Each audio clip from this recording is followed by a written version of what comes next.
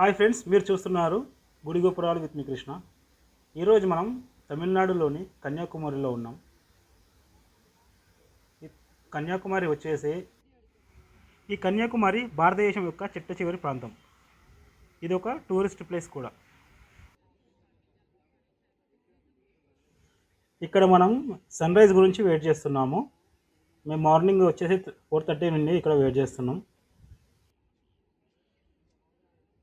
అక్కడ దూరంలో కనబడుతుంది చూసారా, అది వివేకానంద రాక్ మెమోరియల్ అంటారు. మనం సన్ రైజ్ అయిన తర్వాత అక్కడికి వెళ్దాం. చూడండి ఫ్రెండ్స్, ఎంత అందంగా ఉందో అండ్ ఎంత ఆరెంజ్ కలర్లో ఉందో.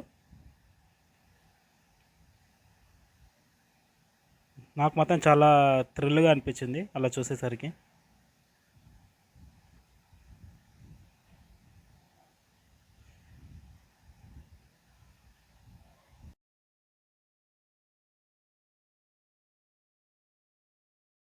ఫ్రెండ్స్, మనం ఇప్పుడైతే నీకు ఇంతకుముందు చెప్పాను కదా, వివేకానంద రాక్ మెమోరీకి వెళ్దామని.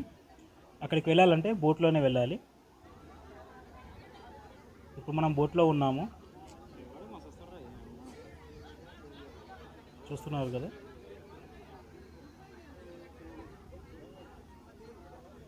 ఇక్కడ బోట్లో వెళ్ళడానికి ప్రతి ఒక్కరికి టికెట్ కాస్ట్ వచ్చేసి 300 రూపాయలు ఉంటుంది.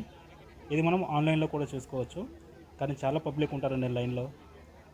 దగ్గర ఒక 3-4 కిలోమీటర్స్ వరకు లైన్లో నిలబడి తీసుకుంటారు టికెట్స్.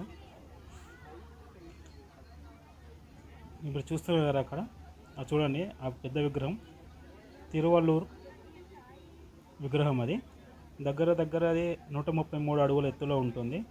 అండ్ దాని బ్యాక్ సైడ్ వివేకానంద స్వామి విగ్రహం కూడా ఉంటుంది. కాకపోతే అందులో వీడియో తీయడానికి వీల్లేదన్నారు, అందుకే వీడియో తీయలేదు.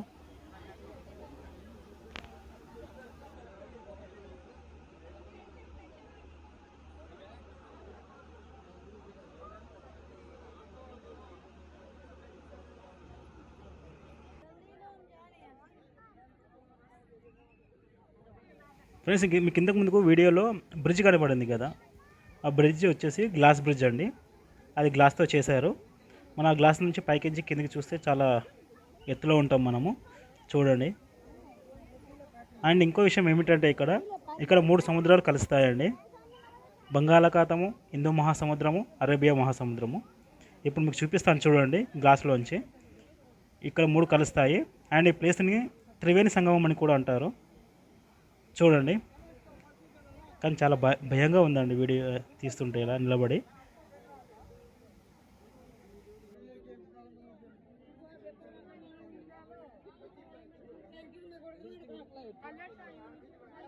అండ్ సారీ ఫ్రెండ్స్, ఈ వీడియోలో టెంపుల్స్ గురించి ఏం చేయలేదు. అండ్ ఇప్పుడు రూమ్కి వెళ్ళిపోతున్నాము. ఓకే ఫ్రెండ్స్, మీకు వీడియో నచ్చినట్లయితే లైక్ చేయండి, షేర్ చేయండి, సబ్స్క్రైబ్ చేసుకోండి. Thank you very much.